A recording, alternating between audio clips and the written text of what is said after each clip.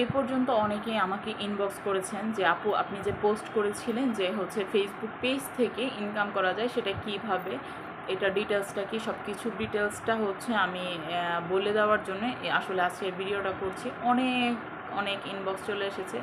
So কীভাবে হচ্ছে আপনি ইনকামটা করতে পারবেন, কিভাবে হচ্ছে আপনার ফেসবুকটা মনিটাইজ হবে, কিভাবে আপনার ফলোয়ার্স বাড়বে, কিভাবে কি হবে, ইচ অ্যান্ড এভরিথিং আমি আপনাদেরকে বলে দিব। আমি এই পর্যন্ত বেশ কয়েকবার উইথড্র করেছি।